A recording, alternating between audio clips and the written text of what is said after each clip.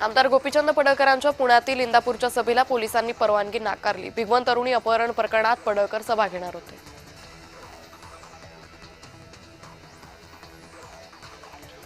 नागपूर जिल्हा मध्यवर्ती बँकेकडून थकीत शेतकरी कर्जाची माहिती गोळा करण्यास सुरुवात झाली। राज्य सरकारकडून 30 जूनपर्यंत कर्जमाफीचा धोरण जाहीर झाल्यानंतर हालचालींना वेग आला। कातळ शिल्पांच्या संशोधनासाठी वर्ल्ड हेरिटेज डेस्क स्थापन करण्यात आले। शासनाकडून 14,62,32,000 रुपये खर्चाला मान्यता देण्यात आली। सांस्कृतिक कार्य मंत्री आशिष शेलार यांनी ही माहिती दिली। राज्यातील तरुणांना रोजगाराच्या मुख्य प्रवाहात आणण्यासाठी सुरू करण्यात आलेल्या मुख्यमंत्री युवा कार्यक्रम प्रशिक्षण कार्यक्रमामुळे हजारो युवकांना कामाची संधी मिळाली। मात्र आता हा कार्यक्रम थांबल्याने करार संपल्याने अनेक तरुण पुन्हा बेरोजगार झालेत। महात्मा ज्योतिबा फुले यांनी सुरू केलेल्या पहिल्या शिवजयंतीच्या ऐतिहासिक स्मृतींना उजाळा देण्यासाठी अहिल्यानगरमधील माळीवाडा परिसरात फुले ब्रिगेडच्या वतीने शिवसन्मान सोहळ्याचं आयोजन करण्यात आलं। या कार्यक्रमाला आमदार संग्राम जगताप शिवप्रेमी उपस्थित होते।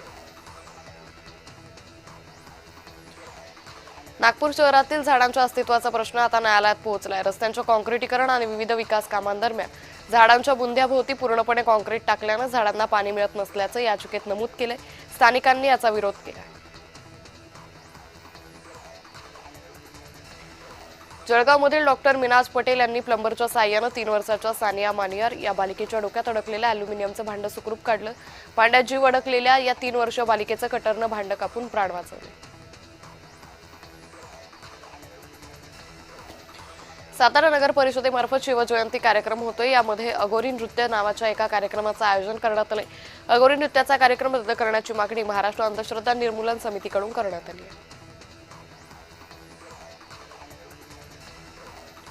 हिंगोलीचा वसमत शहरातील बहिर्जी स्मारक विद्यालयाच्या प्रांगणात स्वराज्याच्या संकल्पनेचा जागर करण्यासाठी आणि शिवजयंतीनिमित्त छत्रपती शिवाजी महाराजांना अभिवादन करण्यासाठी मननमत या आर्टच्या वतीने शिवरायांची भव्य रांगोळी साकारण्यात आली।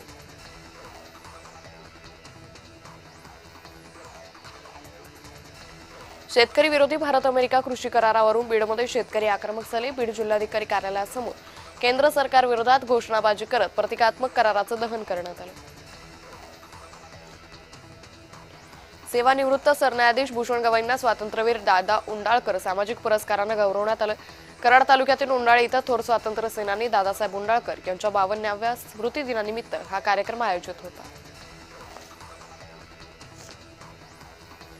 नागपुरातील महाराष्ट्र पशु आणि मत्स्य विज्ञान विद्यापीठातील विद्यार्थ्यांनी आंदोलन केलं। इंटर्नशिपमध्ये मिळणाऱ्या मानधनात वाढ करण्याची मागणी केली।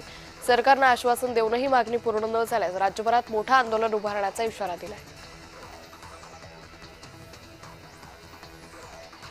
राज्य सरकार विरोधात कंत्राटदार महासंघ पुन्हा आक्रमक झालाय। थकबाकी मिळाली नाही तर सरकार विरोधात उग्र आंदोलनाचा इशारा देण्यात आलाय। मागील अनेक वर्षांपासून कंत्राटदारांना थकबाकी मिळाली नाहीये।